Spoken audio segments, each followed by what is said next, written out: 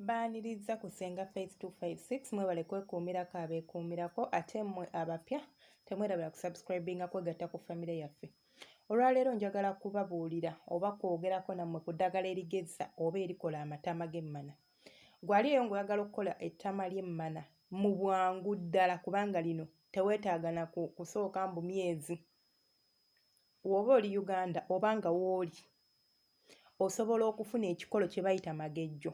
Ngenda kuba nkiteekako mujja kuba mulaba bwekifaanana magejjo. Magejjo ono agezza emmana, manya ebikolo ageze amatama g'emmana. Naye asobola n'okugezza hips zo. Asobola n'okugezza akabiina gw'ayagala okugejja ng'olina ekitundu ky'oyagala okugezza. Nti osobola mukozesa otya? Genda onoge ebikoola byo oba ofune ebikoola byo eby'amagejjo.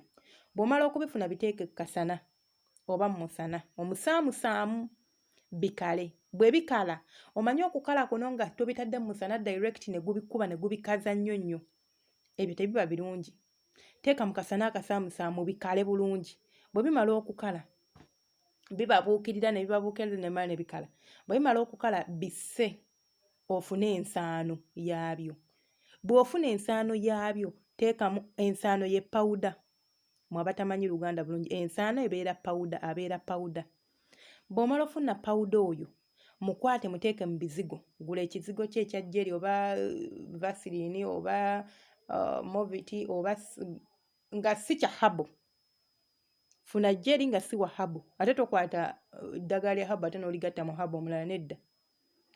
Awo oba kwegamba enkozesa ogyonoonye. Biyinza okukola naye nga bigenda kulwawo kubanga otaddemu ebikola ebirala ebiteetaagisa.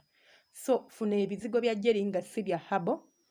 Okwate ensaano yaffe eyo ogiteeke mu bizigo ebyo obitabule. Kwata ebizigo byebyo osiige w'oyagala okugejja. Kati gw'ayagala amatama siiga ku matama g'emmana oba ku mmana kuno bw'oti wano mu matama wano oyambale empale yo. Naye making sure nti uwagize eki akisaawe wakisaaye ngamba wa shavinze. Shavingawo bulungi ng'osiiga ku mubiri kwennyini. Gajja kujja mpola mpola mpola mpola ojja kulaba nga wagejja. Gw'ayagala amatama weekwate magejjo. N'engeri endala gy'osobola omukozesaamu osobola okukwata ekikoola ky'amagejjo ekyo. Woba ng'omanyi kati bano abakozesa ensaano oyinza okuba tobiina naye oyinza okuba olina ekikola ewaka nga weebiri awo bingi. Wakirima oba kale mu kyalo oba wa yonna yonna gy'oyitira nga weekiri awo okiyina. Gwe kyangu nnyo ky'olina okukola kiikino. Kwata ekikoola ky'amagejjo kinaazeeko bulungi. Kikwate okiteeke mu mazzi agookya oba agabuguma. Kiggyeeko. Kiveeko obugundi obuwuka obwo. Then osobola okukikwata n'okibabuukirizaako ku muliro. Nga bw'onaakwata ekikoola n'okiteeka ku muliro ne kibabuukirira. Sigambe nti kyokye wabula kiteekeko kibabuukirire. Then okwate ekikoola ekyo okiteeke ku matama eno ku side ne side. Yambala empale toteeka ku gundi ku mmana kwennyini kubanga olinza okusitula wano eno ku musino. Jjukira omusino eri munda mutini ate ositudde ekinyama ky'omusino. So oba oteekako naawe oba osiiga. Siiga mabbali. Wano weebati ku matama. Bw'omala okutuuzaako ekikola kyo yambala empale. Kiggyeeko n'enkyakola bw'otyo. Tokibeerako toleka ate ne kibeera kale ne kisiibako toowunye. N'enkya n'eruli ojja kulabawo enjawulo. Kiteekeko for a period of time oba akaseera then omale okiggyeko. Tugambe nkedde ku makya nga mmanyi siina gye ngenda kulaga wendi ewaka nenfuna empale yange enzirugavu gye mmanyi etajja kwonooneka oba eya brown ne nkwata ekikola kyange ne mmala okukibugumya bulungi. Tokiteekako nga kyokya kireke kibugumye bulungi ku muliro kireke kimale okuwola.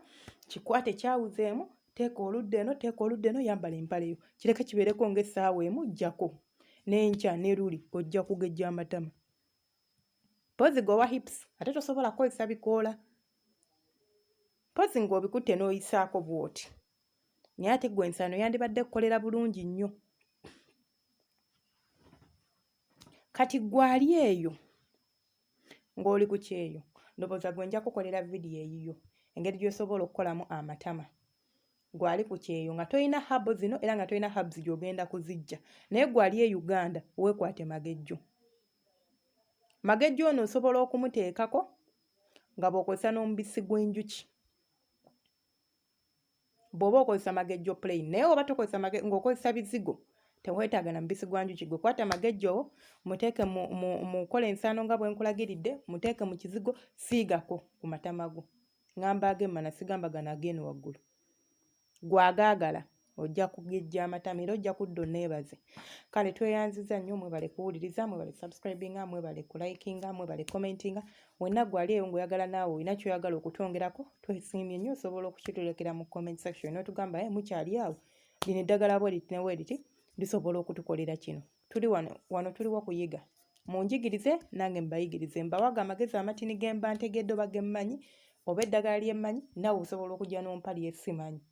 Mbaagala nnyo, mwekuume temujjanga okwo. Sigadde nze Senga Faith nga bulijjo oba Senga Faith 256.